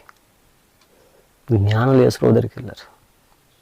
బంగారం సాంబ్రాన్ కానుక అర్పించారు, అంటే ఆయనకు సమర్పించారు అంతే. ఆ రోజుల్లో విలువైన వస్తువులు ఏంటంటే బంగారం, సాంబ్రాన్, బోనం అవి అర్పించారు. విన్నారా? ఇవన్నీ ఎందుకు అర్పించారంటే విలువైన వస్తువులు, దేవుడికి మించిన ఈ లోకం లేదన్న సంగతి వారు గ్రహించి అర్పించారు. ప్రభువు కోసం వారు పడిన ప్రయాస చిన్నది కాదు. ఆ త్యాగం, వారు తీసుకున్న తీర్మానం చాలా గొప్పది. ఈ దినాల్లో దేవుని బిడ్డగా పిలువబడుతున్నాయి నీవు నేను కూడా తీర్మానం తీసుకుంటున్నప్పుడు మన ప్రభులో బ్రతుకుతున్న మనం బలమైన తీర్మానం తీసుకుని మనం జీవిస్తున్న మన జీవితంలో కూడా కష్టాలు, శ్రమలు, ఇరుకులు, ఇబ్బందులు అన్నీ వస్తాయి. అవమానాలు వస్తాయి, నిందలు వస్తాయి, దూషణ వస్తుంది, కష్టాలు, శ్రమలు వస్తాయి, అన్నీ జరుగుతాయి. అన్నీ జరిగినప్పుడు కూడా మన ప్రభులో నిలబడాలి. ఎన్ని జరిగినప్పుడు కూడా దేవుళ్ళు నిలబడినప్పుడే మన మరణం అంతవరకు కూడా మన ప్రభువుల విశ్వాసం ఉన్నప్పుడే గొప్ప విజయాన్ని మనం సంపాదించుకోవద్దు, మన ఆత్మను మనం కాపాడుకోగలుగుతాం. గుర్తుంచుకోండి, క్రైస్తవ జీవితం అనేది నా కోసం మీరు బ్రతకట్లేదు, మీకోసం నేను బ్రతకలేదు, ఎవరి కోసం వారే. భార్య భర్తే భార్యది, భర్త జీవితం భర్తది, పిల్లల జీవితం పిల్లలది, ఆత్మీయస్థితి ఎవరిది వాళ్ళదే. నువ్వు మంచిగా ఉండి నీ పిల్లల ఆత్మీయతలో పెంచుకుంటే నీ పిల్లలు ఆత్మీయతలో ఉంటారు. నువ్వు ఆత్మీయంగా నువ్వు జీవిస్తే నీ పిల్లలు కూడా ఆత్మీయంగా జీవిస్తారు. వారి ఆత్మీయతలో వారు యథార్థంగా కడ వరకు వారు కూడా నిలబడితే ప్రభువులో ఉంటారు. బైబిల్లో మాట ఉంది కదా, ప్రభు రాకలో జరిగిన సందర్భం బైబిల్లో ఒక మాట ఉంది. ఇద్దరు తిరగేస్తున్నారు, ఒక ఆమె ఎత్తబడుతుంది, ఒక ఆమె విడబడుతుంది. చూసారండి, అంటే అర్థం ఏంటి? ఇద్దరు కలిసిమెలిసి ఉంటారు, మంచి ఆత్మీయులై ఉండొచ్చు, కానీ కడ వరకు ప్రభు కోసం నిలబడిన వాళ్ళు మాత్రం ఖచ్చితంగా ఎత్తపడతారు. అటు కృప దేవుడు నీకు అనుగ్రహించాలి. ఈ వాక్యం వింటున్నా మీ అందరికీ కూడా దేవుడు కలిగించాలి. నిజంగా అలా బ్రతికితేనే ప్రభు కోసం మనం బ్రతకాలి. ఉన్నారా? ఈ లోకంలో ఎలాగైనా బ్రతకొచ్చు. గుర్తుంచుకోండి, ఎలాగైనా మనం జీవించవచ్చు ఈ లోకంలో. మామూలుగా ఆలోచించండి, ఈ లోకంలో ఎలాగైనా బ్రతకొచ్చు. ఈ లోకంలో కూలి పని చేస్తూ బ్రతకొచ్చు, జాబ్ చేస్తూ బ్రతకొచ్చు, ప్రైవేట్ పనులు చేసుకుంటూ బ్రతకొచ్చు, ఇంకా చెప్పండి, ఇంకా రకరకాల పనులు చేసుకుంటూ బ్రతకొచ్చు. ఈ బ్రతుకులో నువ్వు ఏ పని చేసుకున్నప్పటికీ ఆ పని చేసుకుంటేనే ప్రభువులో నువ్వు బ్రతకాలి. అన్నారండి. నాకు తెలిసిన అనేక మంది కూలి పని చేసుకుంటూ చర్చికి వస్తున్న వాళ్ళు ఉన్నారు. అనేక మంది ఒక పూట తింటూ ఒక పూట తినక చర్చికి వస్తున్న వాళ్ళు ఉన్నారు. నాకు తెలిసిన అనేక మంది మంచి శాలరీ తీసుకుంటూ 3 పూట్ల మంచి భోజనం చేస్తూ దేవుని సంధానికి వస్తూ దేవుని మహిమపరుస్తున్న వాళ్ళు ఉన్నారు. నాకు తెలిసిన అనేక మంది ఉన్నారు, కోటీశ్వరులు, ధనవంతులు, వాళ్ళు దేవుణ్ణి మహిమపరుస్తున్నారు.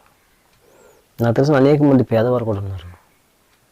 కట్టుకున్న బట్ట ఉండదు, ఉండడానికి సరిగ్గా ఇల్లు ఉండదు, చేసుకున్న సరిగ్గా పనులు ఉండవు, తిందామంతా సరిగ్గా తిండి ఉండదు. అలాంటి పేదవారు కూడా ఉన్నారు. వారు కూడా దేవుని మందిరాన్ని వస్తున్నారు, దేవుని శుద్ధిస్తున్నారు, దేవుని విడిచిపెట్టట్లేదు. అంటే నువ్వు ఏ పని చేసుకుంటున్నా సరే, ఏ స్థితిలో మనం ఉన్నా సరే, ఆ స్థితిలో ప్రభువుని మనం కనపరచాలి. ఆ స్థితిలో ప్రభువులో మనం ఉన్నప్పుడు దేవుడు నన్ను కూడా ఉన్నతమైన స్థాయిలో దేవుడు మనం నిలబెడతాడు. ఈ లోకంలోన చెప్తున్నాను, గుర్తుంచుకోండి, ఈ లోకంలోన దేనికి మీరు ఆశపడద్దు. మీకు అర్థమయ్యే రీతిలో మీకు చెప్తాను. ఇప్పుడు మన తాతల ముత్తాతలు ఉన్నారు. మన తాతల ముత్తాతలు మన మహా అయితే ఒక 5 మంది పేర్లు 6 మంది పేర్లు వెనక్కి చెప్పగలం. మన నాన్నగారి పేరు, మన తాతగారి పేరు, వాళ్ళ నాన్నగారి పేరు, వాళ్ళ తాతగారి పేరు, వాళ్ళ ముత్తాతగారి పేరు, మహా అయితే 5-6 మంది చెప్పగలం. మరి ముందుకు మనం వెళ్ళగలమా? వెళ్ళలేం. మీకు అర్థమవుతుందండి? ఇప్పుడు మనం ఉన్నాం. మనం కొంతకాలం తర్వాత, కొన్ని సంవత్సరాల తర్వాత మనం మర్చిపోతారు. మనకెవరు గుర్తుంచుకోరు. పలానా రక్షణ ఉన్నాడన్న సంగతి, నేను బ్రతుకున్న దినాల్లో పలానా రక్షణ పలానా ఊళ్ళో సేవ చేస్తున్నారు, రక్షణ శాంతి అన్న సంగతి ప్రజలు గుర్తుంచుకుంటారు. నేను చనిపోయిన తర్వాత కొంతకాలానికి పలానా భాషగాడు చాలా మంచి వ్యక్తి అనే సంగతి కొంతకాలం చెప్పుకుంటారు. మరి కొంతకాలం గడిచిందనుకోండి, ప్రజలు నన్ను మర్చిపోతారు. మర్చిపోతున్న ఈ జీవితం కోసం, ఈ లోకంలో ఉంటున్న మనం ఎంత ప్రయాసపడతామండి. సంపాదన సంపాదన సంపాదన సంపాదన, సమకూర్చాలనే ప్రయాస, నిద్రలు మానుకొని, తిండి మానుకొని, కుటుంబాలని మనం సరిగ్గా పట్టించుకోకుండా ఈ ప్రయాస అంతా దేనికోసం చెప్పండి? అంటే ఈ లోకంలో మనల్ని గుర్తుంచేసుకుంటారు కదా, మనం సంపాదించుకున్న మన పేరు, మన పలుకుబడి అంతా ఉండిపోద్దనా? ఎన్నడూ ఉండదు. నీ ఆత్మ సంబంధమైన జీవితం మాత్రమే నీ వెనకాల వస్తుంది. నీ క్రియలు మాత్రమే నీ వెనకాల వస్తాయి. వారి క్రియలు వాళ్ళ వెనకాల వెళ్తే బైబిల్లో ఉంది. వాని క్రియలు చొప్పున ప్రతి వానికి ప్రతిఫలం దేవుడు ఇస్తాడంట. వాని క్రియలు అంటే ఏవైతే ఆత్మీయంగా బ్రతుకుతారో, క్రియలు అంటే మంచి పనులు దేవుని కోసం. ఈ లోకంలో మంచి పనులు మనం చేసినప్పుడు ప్రభువు నమ్మకంలో ఉండాలి, విశ్వాసంలో ఉండాలి, మంచి పనులు మనం చేయాలి. అలా చేసినప్పుడు మన క్రియలు మనకి వస్తాయి. విశ్వాసంలో నిలబడాలి, ఆత్మీయతలో మనం జీవించాలి, ప్రభువు కోసం మనం ఖర్చు పెట్టాలి, సువార్త సేవకు మనం ఖర్చు పెట్టాలి, సంఘాలు కట్టుబడడం కోసం మనం ఖర్చు పెట్టాలి. అవసరమైతే మనం కూడా వెళ్ళి పని చేయాలి. అక్కడ మనం వెళ్ళనిస్తుంటే వెళ్ళగలిగే లాంటి వారిని మనం పంపించాలి. వెళ్ళగలిగే లాంటి వారు కూడా మనం పక్కన లేరనుకోండి, ఆర్థికమైన సాయం వరకు మనం చేయాలి. అలా చేసి ప్రభు పనిని మనం ముందుకు కొనసాగించినప్పుడు దేవుని కార్యాలు మనం చూడగలుగుతాం. దేవుని రాజ్యం కోసం మనం ప్రయాసపడిన వాళ్ళం అవుతాం. విన్నారండి? ప్రభు కోసం మనం నిలబడిన వ్యక్తులు అవుతాం. మరి అలా నువ్వు ఉండాలంటే, అలా నువ్వు జీవించాలంటే ఈ దినాన్ని మంచి తీర్మానం తీసుకోండి. మంచి తీర్మానం తీసుకోను. నీ తీర్మానాన్ని బట్టే నీ జీవితం ఆధారపడి ఉంటుంది. నీ తీర్మానాన్ని బట్టే నీ భవిష్యత్తు జీవితం నీ మీద ఆధారపడి ఉంటుంది. ఈ దినాన్ని మన కళ్ళ ముందు అనేక మంది పాడైపోయి తిరుగుతున్నారు, అనేక మంది రకరకాల సమస్యలు గురైపోతున్నారంటే అర్థం ఏంటనుకున్నారు? వారు మంచి తీర్మానం తీసుకోకపోవడం వల్లనే, మంచి నిర్ణయం వాళ్ళు తీసుకోకపోవడం వల్లనే రానున్న రోజుల్లో, ఈ రోజుల్లో వారి జీవితాలు పాడైపోతున్నాయి. మరి దేవుని బిడ్డగా ఉన్న నీవు ఒక మంచి తీర్మానం తీసుకో. మంచి తీర్మానం తీసుకొని నువ్వు ప్రభు కోసం నిలబడు. దేవుని కార్యాన్ని చూడగలుగుతావు. నా కోసం చిన్న సాక్ష్యం చెప్పాలని ఆశపడుతున్నాను. సందర్భం వచ్చింది కనుక. నన్ను దేవుడు పిలుచుకున్నప్పుడు నా తల్లి, నా తండ్రి, నా తమ్ముడు, మేమంతా ఒక ఇంట్లో ఉండేవాళ్ళం. అప్పటికే నేను వర్క్ చేస్తూ ఉండేవాడిని. నెలకు 25,000 రూపాయలు వస్తూ ఉండేది ప్రతి నెల. అది కాకుండా ఎక్స్ట్రా అమౌంట్ కూడా ప్రైవేట్ పనులకు వెళ్ళిపోతుండే వాళ్ళమే. అది కూడా ఎంతగా డైలీ 300-400 రూపాయలు డైలీ ప్రతిరోజు వస్తుండేది. మరి ఈ వీడియోలో చూస్తున్న వారిలో ఎవరైనా ఫ్రెండ్స్ కానీ ఎవరైనా నా యొక్క స్నేహితులు ఉంటే మీకు తెలుస్తుంది ఆ విషయం. తెలుసు అంటే నా పని నేను చేస్తూ నెల జీతం 25,000 రూపాయలు తీసుకునేవాడిని. మరి మధ్యలో ప్రతిదినం వర్క్ చేస్తూ, ఎక్స్ట్రా వర్క్ చేస్తూ వేరే చోట్లలో 200-300 రూపాయలు, 500 రూపాయలు కూడా తీసుకునే రోజులు ఉన్నాయి. ఇలా జీవిస్తున్నా నా జీవితంలో దేవుడు దర్శనం ద్వారా నన్ను పిలుచుకున్నాడు. దేవుడు నాతో మాట్లాడుతున్నాడు. మాట్లాడినప్పుడు నేను తీసుకోవాల్సిన నిర్ణయం చెప్తున్నాను మీకు. నేను తీసుకున్న నిర్ణయం ఏంటి అంటే, ఒక స్థలం ఉంది. ఆ స్థలంలో నేను మోకరించి ప్రార్థిస్తున్నాను. ప్రభు ఆ స్థలానికి వచ్చి, ఆ దర్శనం నేనే ఉన్నాను, నేనే చూస్తున్నాను, నా దర్శనం నేనే చూసుకుంటున్నాను. ప్రభు వచ్చామంటున్నాడంటే, నేను నిన్ను అబ్రాహాము వలె నేను దీవిస్తాను, నువ్వు నా పని చేస్తావు అన్నారు. అప్పటికి నాకు బాగా తెలుసు అబ్రాహాం గారు ఎన్ని శ్రమలు పడ్డారు, ఎన్ని కష్టాల్లో ఉన్నారు, ఎంత బాధలో ఉన్నారు. ఆ దర్శనం చూస్తున్న టైంలోనే నా సంఘంలో అబ్రాహాం చరిత్ర ఆదికాండం నుంచి ఈ ప్రకటన గ్రంథం వరకు కూడా ఈ చరిత్రని బోధిస్తూ ఉండేవారు అన్నమాట. క్లాసుల రూపంలో ప్రతి సండే 3 గంటల నుంచి 5 గంటలకి 6 గంటల వరకు క్లాసులు ఉండేవి. అంటే అబ్రాహాంలో ఉన్న శ్రమలు నాకు తెలుసు, అబ్రాహాంలో ఉన్న దీవెన నాకు తెలుసు, అబ్రాహాం పడుతున్న బాధ నాకు తెలుసు, అన్నీ నాకు తెలుసు. నేను చూస్తున్న దర్శనంలో దేవుడు మాట్లాడుతున్న మాట ఏంటంటే అక్కడ, నువ్వు నా పని చేస్తావా, నేను అబ్రహం వల్ల దీవిస్తాను. నేను వెనక ముందు ఏం ఆలోచించలేదండి దర్శనంలో. సరే ప్రభా నేను చేస్తాను, అయితే నాకు ప్రయోజనం ఏంటి? దేవుడు అప్పుడు నాకు చూపిస్తున్న మాట ఏంటంటే, కొండ ప్రాంతాలు, ఎప్పుడు నా జీవితంలో చూడలేని ఏరియాలు అనమాట.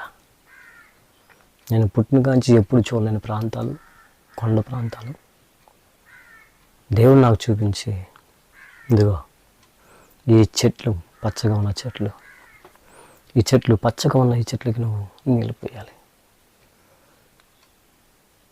నేను అంటున్నాను, అవి ఆల్రెడీ పచ్చగా ఉన్నాయి కదా, ఎలా నీళ్ళు, ఆల్రెడీ చెట్లు ఉన్నాయి కదా, వాటికి నేను ఎలా పోస్తున్నా? అప్పుడు నేను ఒక బకెట్ అది తీసుకువెళ్ళి వాటర్ పోస్తున్నాను.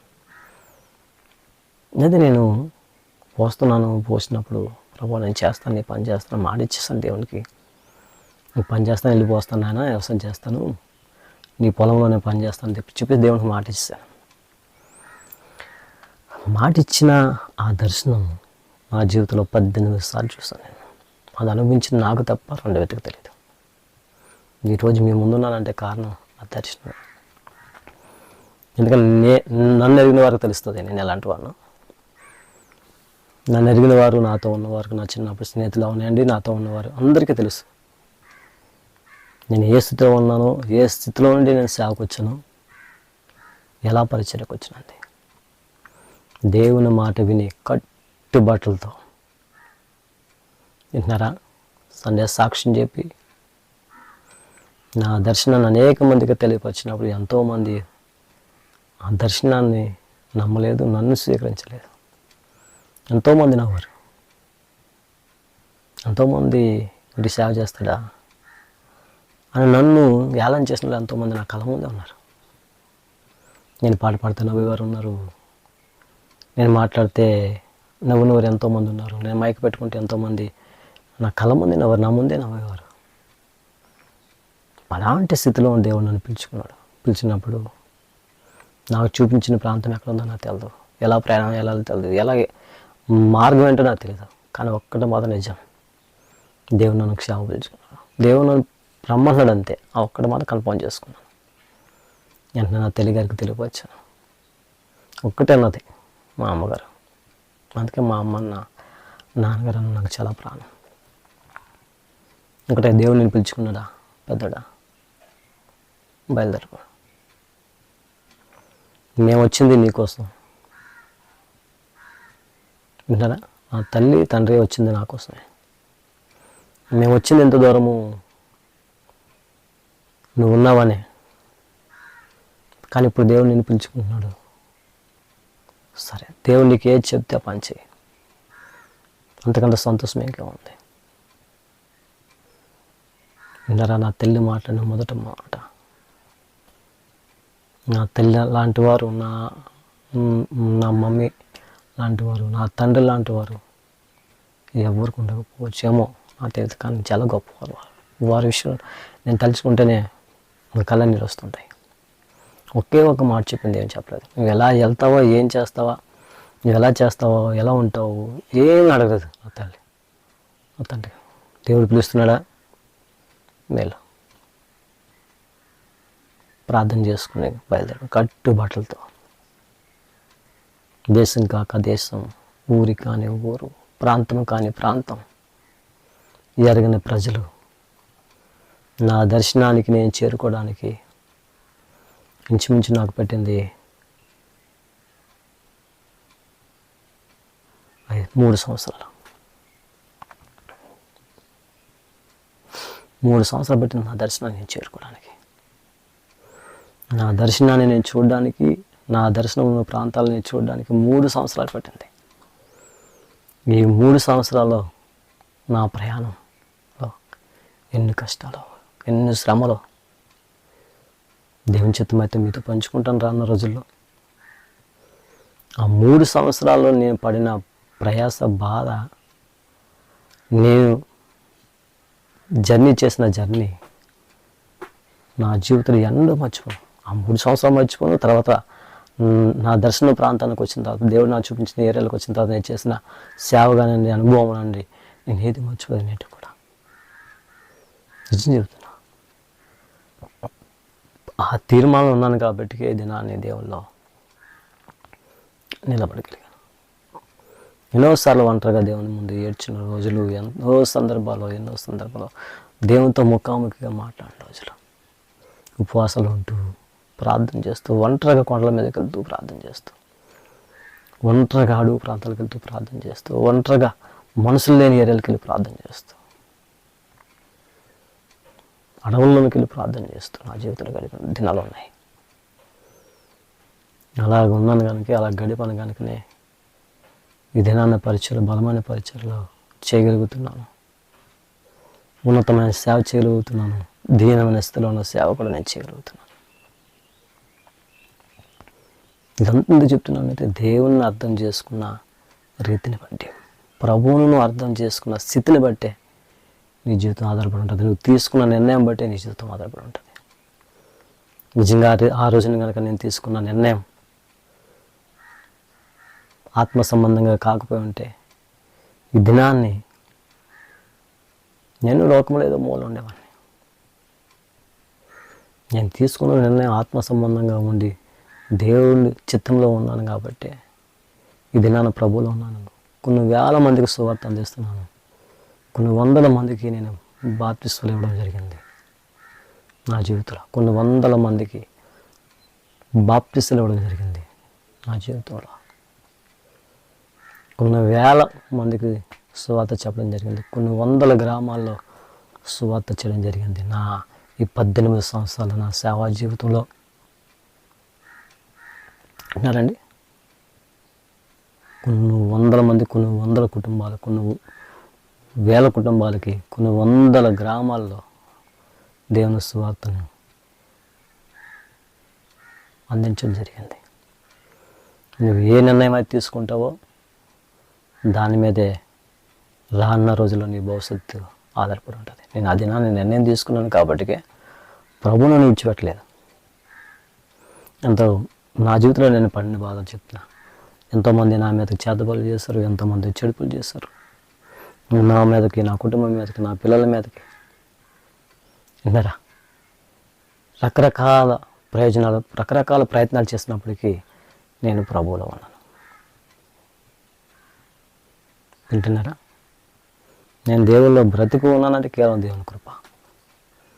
నేను బ్రతుకు ఉన్నానంటే ఆ దినా నేను తీసుకున్న తీర్మానం, నేను చేస్తున్న ప్రార్థన, నేను ఉంటున్న ఆత్మ సంబంధమైన జీవితం,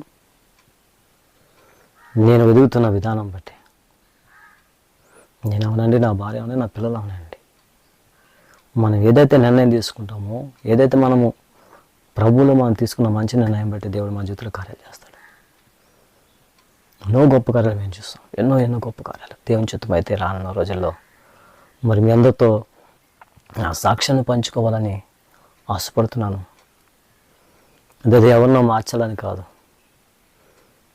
ఇది నా ఉద్దేశం ఏంటంటే, ఈ సాక్ష్యం వింటున్న బిడ్డలు, ఈ వాక్యం వింటున్న బిడ్డలు మీ జీవితంలో విని ఆత్మ సంబంధంగా మీ జీవితాన్ని మీరు కట్టుకుంటారని, ఆత్మ సంబంధంగా మీ జీవితాన్ని కొద్ది ముందుకు కొనసాగించుకుంటారని మాత్రమే దేవుడి యొక్క ప్రేరణమే, దేవుడు ప్రేరేపించారు కనుకనే మేము ముందుకు రావడం జరిగింది. దేవుడు ప్రేరేపించారు కాబట్టినే నేను మీ ముందుకు వచ్చి మాట్లాడడం జరుగుతుంది. నేను చెప్తున్నా, మీరు ప్రభువులో ఉండండి, దేవుని కోసం మీరు బ్రతకండి, ఎన్నో గొప్ప కార్యం చేస్తారు. నీ పరిస్థితి బాగోలేదేమో, దేవునికి స్తోత్రాలు చెప్పండి. నువ్వు ఉన్న స్థితి బాగోలేదేమో, దేవునికి వందనాలు చెప్పు. నువ్వు దేవునికి ఇష్టమైన పనులు చేస్తూ దిగజారిపోయామో, అయినా దేవునికి వందనాలు చెప్పు. ఎందుకంటే నేను ప్రాణాలతో నిలబెట్టి ఉన్నాడు కాబట్టి. నువ్వు ఇంత దిగజారిపోయిన స్థితిలో ఉన్నప్పటికీ దేవుడు నిన్ను దేవుళ్ళో ఉంచాడు కాబట్టి నువ్వు దేవుడికి వందనాలు చెప్పు. దాని మీదే మన ఆత్మీయ జీవితం ఆధారపడి ఉంటుంది. నిన్ను ప్రభు దర్శించినప్పుడు వాక్యం ద్వారాగా, మెసేజ్ ద్వారాగా, పాటల ద్వారాగా, ఎక్కడో ఎవరి ద్వారాగో దేవుడు నీతో మాట్లాడుతున్నప్పుడు ఆ మాటకు నువ్వు లోబడి మంచి నిర్ణయం తీసుకొని నీ జీవితాన్ని కట్టుకుంటూ ఆత్మీయతలను మంచిగా వెతికితే నీ జీవితంలో ఎన్నో గొప్ప కార్యాలు, దేవుని కార్యాలు చూడగలుగుతాం. నిజంగా నేను అలాగ ఉండనండి, వాక్యానుసారంగా నేను జీవించను, దేవునికి ఇష్టడిగానే ఉండను, నా ఇష్టం నాదంటే ఎవరి ఇష్టం వాళ్ళది. దేవుడు ఏమంటారు? దేవుడు కూడా నీకు వచ్చి నువ్వు ఎందుకు నువ్వు బ్రతకట్లేదు, ఎందుకు నువ్వు జీవించట్లేదు అని దేవుడు నిన్ను ప్రశ్నించడు. విన్నారా? కానీ ఒకటి మనస్సాక్షి అనేది ఖచ్చితంగా నేను గర్దిస్తుంది.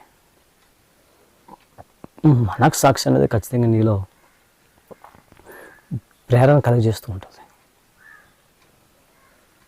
విన్నారా? ఆత్మ సంబంధంగా జీవిస్తున్న నా జీవితంలో నేను ముందుకు వెళ్తున్న సమయంలో ఏదైనా దేవునికి ఇష్టం లేని పని చేస్తున్నప్పుడు, దేవునికి ఇష్టం లేని ఏదైనా నేను నిర్ణయం తీసుకున్నప్పుడు ఎందుకు ఇలా చేస్తాననే మనస్సాక్షి మనల్ని మళ్ళీ పశ్చాత్తాపంలో నడిపిస్తుంది. మన మనస్సాక్షి లోబడాలి, దేవుని ఆత్మకు లోబడాలి, వాక్యానికి లోబడాలి.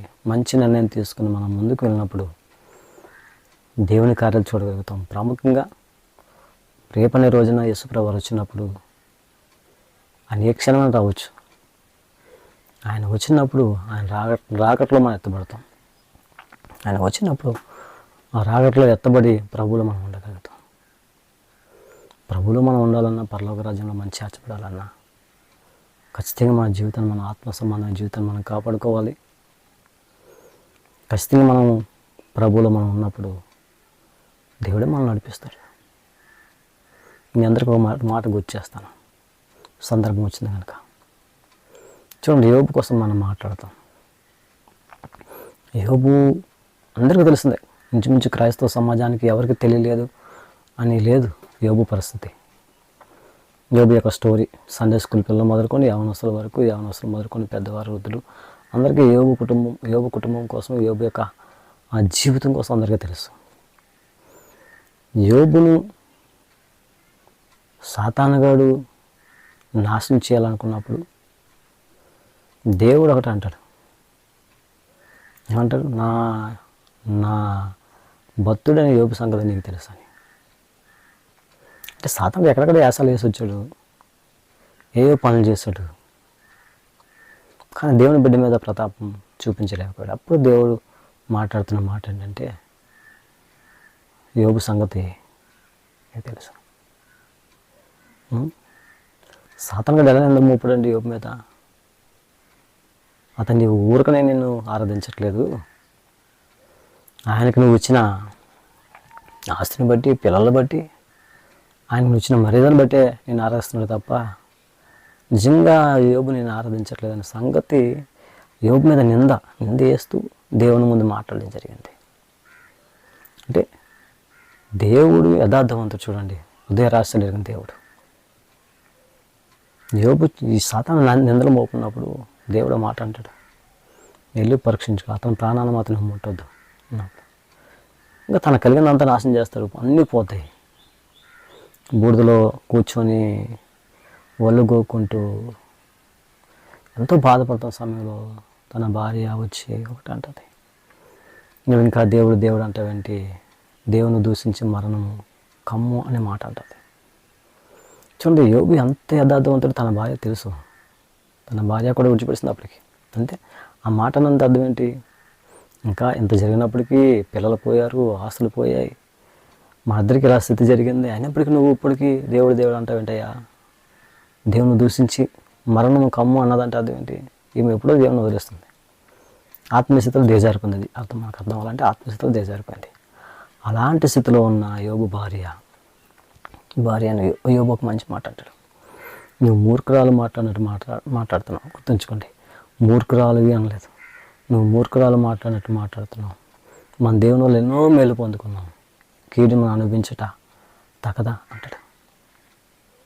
దేవుని స్తోత్రం, హల్లెలూయా. అంటే దేవుని ద్వారా మనం ఎన్నో మేలు పొందుకున్నాం, ఈ కీడు మనం భరించలేమా అంటాడు. అంటే ఇంకో మంచి మాట అంటాడు, యెహోవా ఇచ్చును, యెహోవా తీసుకుని పోయాను, యెహోవా నామానికి మహిమ కలుగును గాక. దేవుడు ఇచ్చాడు, దేవుడు తీసుకెళ్ళిపోయాడు, దేవుని నామానికి మహిమ అంటాడు చూడండి. అలా మన జీవితం మనం వేసుకున్నప్పుడు, అలా మనం ఉన్నప్పుడు, అలా మనం జీవించినప్పుడు ఖచ్చితంగా పరలోక రాజ్యంలో వెళ్ళిపోతాం. అది క్రైస్తవులకు ఉండవలసిన తీర్మానం. ఈ రోజున ఈ దినాల్లో నీకు నాకు ఉండవలసిన తీర్మానం. దేవుని కోసం తీర్మానం తీసుకోండి, ప్రభు కోసం తీర్మానం తీసుకోండి, దేవునిలో బ్రతకండి. మీకు తెలిసిన వారికి దేవుని కోసం తెలియపరచండి. మీ కుటుంబాన్ని మీరు కట్టుకోండి, దేవునిలో ప్రభువుల విశ్వాసంలో మీరు బ్రతకండి. దేవుని కార్యాలు మీరు చూడగలుగుతారు. నా జీవితంలో నేను చూసిన ఎన్నో కార్యాలు చెప్తున్నాను కదా, ఇందాక డిస్టర్బ్ అయింది చెప్పలేకపోయినా, కానీ ఎన్నో కార్యాలు. ఆ రోజున దేవుని మాట విన్నాను కాబట్టి, నేను తీర్మానం తీసుకున్నాను కాబట్టి దినాన్ని ప్రభువులో ఉన్నాను. నేను, నా పిల్లలు, నా భార్య, నా తల్లి, నా ఎవరైనా సరే దేవుళ్ళు ఉన్నాను. నేను ఆ దినాన్ని తీర్మానం చేసుకోకుండా ఉంటే నేను పాడవలసింది, నా కుటుంబం పాడవలసింది. అంటే ఏదో పాడైపోవడం అని కాదు నేను చెప్పేది, ఈ స్థితిలో ఉండకపోవలసింది. ఆత్మ సంబంధమైన జీవితం ప్రియమైన జనంగా గుర్తుంచుకోండి. ఆత్మ సంబంధమైన జీవితంలో ఎన్నో కొన్ని వందల మందికి నేను స్వార్థ చెప్పకపోవలసింది, కొన్ని వందల గ్రామాల్లో సేవ చేయకపోవలసింది, కొన్ని వేల మందికి స్వార్థ చెప్పకపోవలసింది. తీర్మానం తీసుకున్నాను కనుక, నిలబడ్డాను కనుకనే ఈ దినాన్ని దేవుని కార్యాలు చూడగలుగుతున్నాను, ప్రభువులో ఉండగలుగుతున్నాను. మరి మీరు కూడా దేవునిలో ఉండాలని, మీ కుటుంబాలు రక్షించుకోవాలని నా యొక్క క్రైస్తవ సమాజానికి నేను చెప్తున్న మాట ఒకటే: దేవుని పట్ల నమ్మకం ఉంచండి, ప్రభు పట్ల నమ్మకం ఉంచండి. ఎవరి వైపు మీరు చూడకండి, దేవుని వైపే చూడండి. దేవుడి నీ జీవితంలో గొప్ప కార్యాలు చేస్తాడు. ప్రార్థన చేద్దాం. మమ్మల్ని మిక్కిలిగా ప్రేమిస్తున్నా మా ప్రియ పరలోక తండ్రి, మీకు వందనాలు. ఇంతవరకు వాక్యం ఉన్న మీ బిడ్డలందరినీ జ్ఞాపకం చేసుకున్నానా నీ బిడ్డలు తండ్రి. వారు ఏ స్థితిలో ఉన్నారో ప్రభా, ఆ స్థితి నుండి ప్రభా మీరు విడుదల కలిగించేయండి. విశ్వాసంలో, ప్రార్థనలో, ఆత్మీయ జీవితంలో మీరు ముందుకు నడిపించండి. మిమ్మల్ని నమ్ముకున్న బిడ్డలు ప్రభా, నీ కార్యాలు చూస్తూ నీలో జీవిస్తున్న నీ బిడ్డలు ప్రభా మీరు బలపరచండి, నడిపించండి. స్థితిగతులు మార్చండి ప్రభా, పరిస్థితులు మార్చండి. వారి ఉద్దేశాలు, తలంపులు, ఆలోచనలు పెరిగిన దేవుడు అవన్నీ మీరు నెరవేర్చండి, సహాయం దయచండి. నీ వాక్యాన్ని అంటున్న బిడ్డలందరినీ మీరు దీవించండి, ఆశ్రయించండి. ఈ ఛానల్లో ఉన్న ప్రతి బిడ్డను బట్టి మీ సందులో ప్రార్థన చేస్తున్నాను. ప్రతి కుటుంబాన్ని బట్టి మీ సందులో ప్రార్థన చేస్తున్నానయ్యా. ప్రతి కుటుంబాన్ని మీరు సంరక్షించండి. ఈ ఛానల్ చూస్తున్న ప్రతి బిడ్డని మీరు దీవించండి, ఆశ్రయించండి. ఈ ఛానల్ చూస్తున్న ప్రతి బిడ్డ జీవితం మీరు గొప్ప కార్యం చేయండి. ఈ ఛానల్లో ఉంటున్న పాటల ద్వారాగా, వాక్యాల ద్వారాగా బలపరిచిన బిడ్డలు మీరు దీవించండి, ఆశ్రయించండి. ప్రతి బిడ్డకు కావాల్సిన ప్రతి అవసరములు మీరు తీర్చండి. ప్రాముఖ్యంగా విశ్వాసంలో, ప్రార్థనలో, ఆత్మీయతలు మీరు బలపరచండి. మరోన్నతమైన స్థాయిలో ఆత్మీయతలు ఉండాలని సహాయం దయచేయమని, మరి ప్రతి అవసరాన్ని మీరు తీర్చమని, ప్రాముఖ్యంగా దుష్టు నుంచి విడుదల మీరు కలిగించండి. సాతాను యొక్క తలంపుల నుంచి, ఉద్దేశాల నుంచి విడుదల మీరు కలిగించేసి మీ నామానికి మాత్రమే దేవా మీరు మహిమ, ఘనత మీరు పొందుకోమని మా ప్రభువైన యేసుక్రీస్తు నామములో ప్రార్థన చేస్తున్నాం మా ప్రియ పరలోకపు తండ్రి. ఆమేన్, ఆమేన్, ఆమేన్. తండ్రి యొక్క ప్రేమయు, కుమారుడైన యేసుక్రీస్తు వారి కృపయు, పరిశుద్ధాత్మదేవుని కన్నుని సహవాసము ఇది నాన్న వాక్యం ఆలకిస్తున్న మనకిని, వాక్యం చెప్పిన తన దాసులకు, క్రైస్తవ సమాజానికి సదాకాలము తోడు ఉండి నడిపించునుగాక. ఆమేన్, ఆమేన్. అందరికీ ప్రైజ్ లార్డ్. మీ విలువైన సమయాన్ని, దినాన్ని మరి మీరు కేటాయించారు. ఖచ్చితంగా దేవుడు మిమ్మల్ని దీవిస్తాడు. మీకు ప్రత్యేకమైన ప్రార్థన అవసరతలు ఏమన్నా మాకు తెలియపరచండి. ప్రత్యేకంగా మీరు ప్రార్థన చేయించుకోవాలనుకున్న, ప్రార్థన అవసరాలున్నా మా వీడియోలో నెంబర్ ఉంటుంది, దానికి వాట్సాప్ చేయండి. ఖచ్చితంగా మేము రెస్పాన్స్ అవుతాం. మాట్లాడకపోయినా మీకోసం ఖచ్చితంగా మేము ప్రార్థిస్తాం. Praise Lord. మరొకసారి అందరికీ ప్రైజ్ లార్డ్. వందనాలు.